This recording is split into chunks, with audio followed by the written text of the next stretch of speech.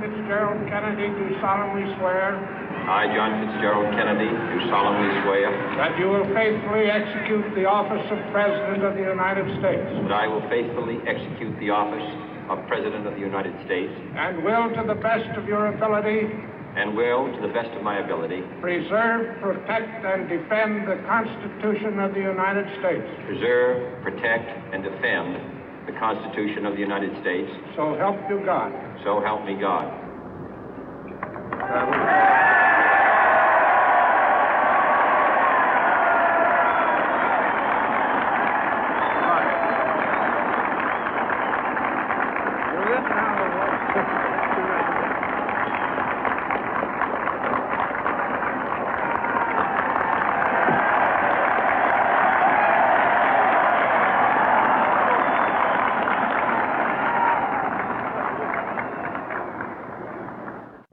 Vice President Johnson, Mr. Speaker, Mr. Chief Justice, President Eisenhower, Vice President Nixon, President Truman, Reverend clergy, fellow citizens. We observe today not a victory of party, but a celebration of freedom, symbolizing an end as well as a beginning, signifying renewal as well as change. For I have sworn before you and Almighty God the same solemn oath our forebears prescribed nearly a century and 3/4 ago.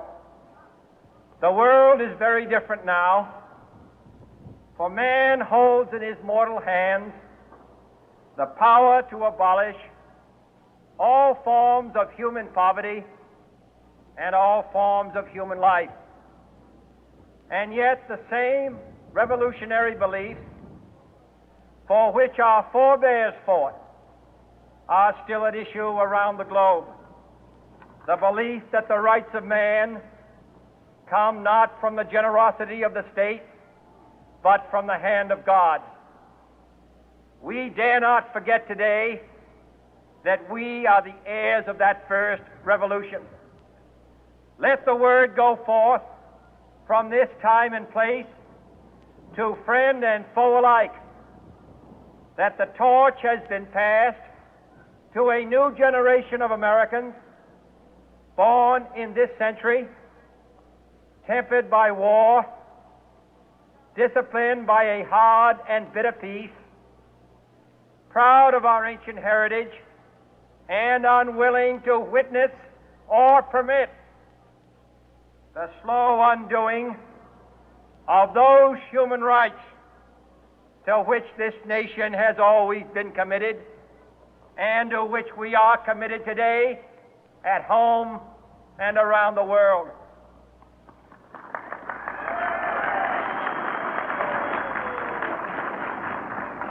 Let every nation know, whether it wishes us well or ill, that we shall pay any price, bear any burden, meet any hardship, support any friend, oppose any foe to assure the survival and the success of liberty.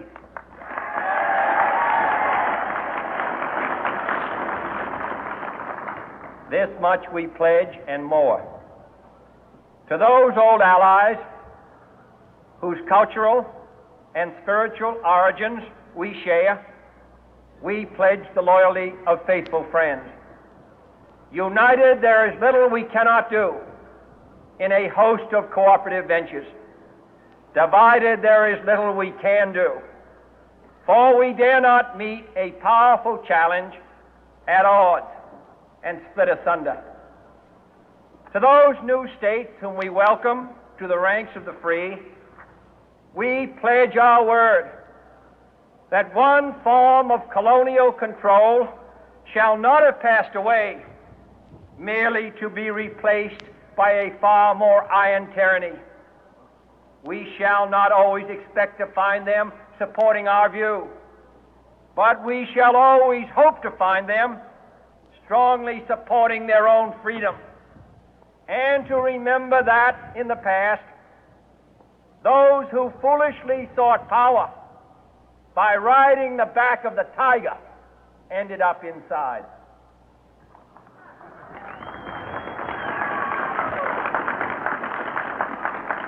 To those people in the huts and villages of half the globe struggling to break the bonds of mass misery, we pledge our best efforts to help them help themselves for whatever period is required, not because the communists may be doing it, not because we seek their votes, but because it is right. If a free society cannot help the many who are poor, it cannot save the few who are rich.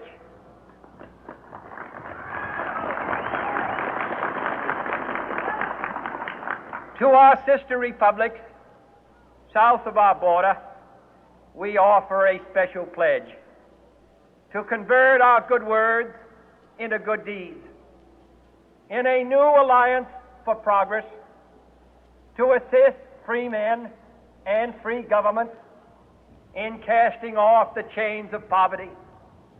But this peaceful revolution of hope cannot become the prey of hostile powers. Let all our neighbors know that we shall join with them to oppose aggression or subversion anywhere in the Americas. And let every other power know that this hemisphere intends to remain the master of its own house.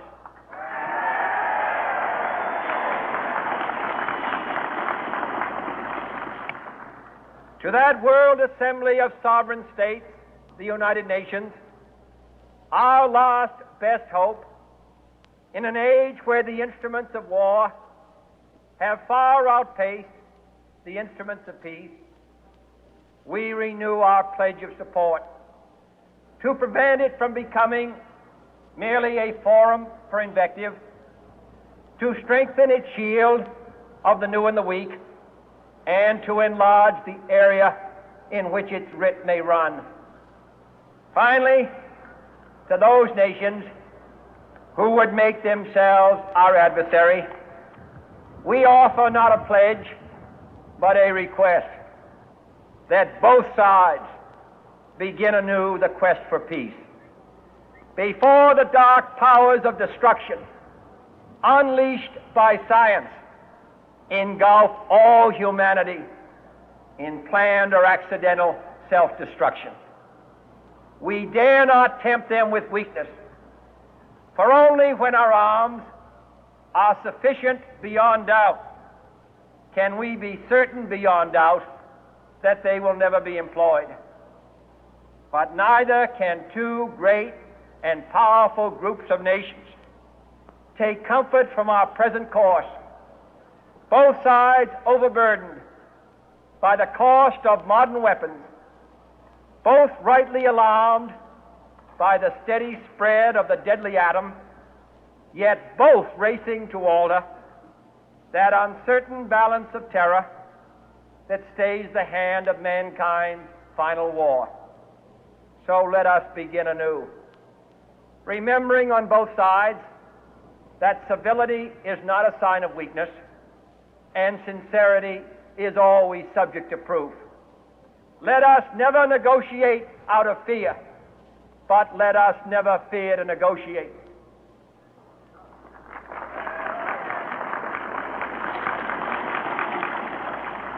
Let both sides explore what problems unite us, instead of belaboring those problems which divide us.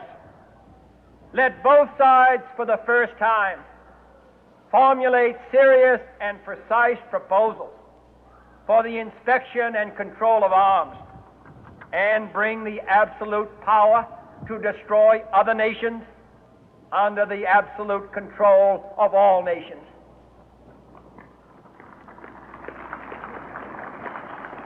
Let both sides seek to invoke the wonders of science instead of its terrors. Together, let us explore the stars, conquer the deserts, eradicate disease, tap the ocean depth, and encourage the arts and commerce. Let both sides unite to heed in all corners of the earth the command of Isaiah to undo the heavy burden and let the oppressed go free. And if a beachhead of cooperation may push back the jungle of suspicion, let both sides join in creating a new endeavor, not a new balance of power, but a new world of law, where the strong are just and the weak secure and the peace preserved. All this will not be finished in the first 100 days, nor will it be finished in the first 1,000 days, nor in the life of this administration, nor even perhaps in our lifetime on this planet. But let us begin.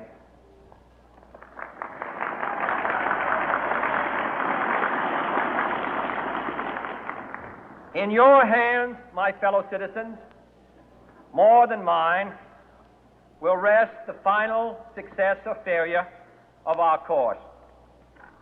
Since this country was founded, each generation of Americans has been summoned to give testimony to its national loyalty. The graves of young Americans who answered the call to service surround the globe.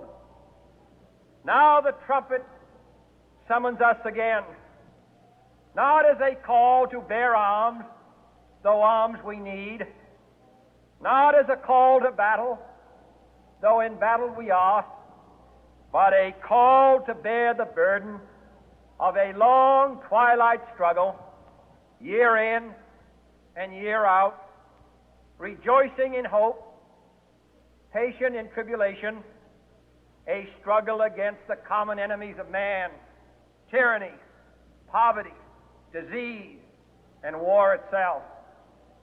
Can we forge against these enemies a grand and global alliance,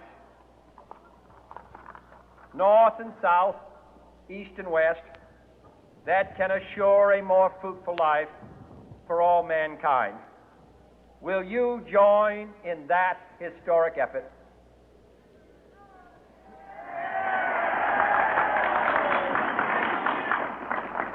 In the long history of the world, only a few generations have been granted the role of defending freedom in its hour of maximum danger. I do not shrink from this responsibility. I welcome it.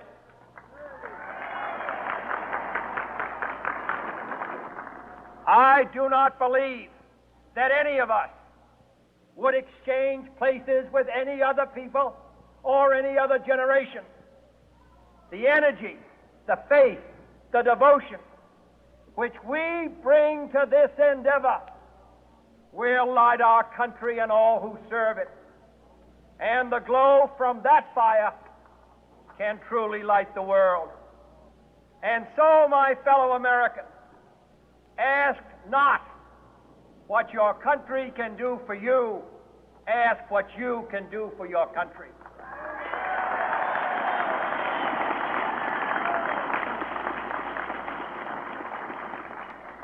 My fellow citizens of the world, ask not what America will do for you, but what together we can do for the freedom of man.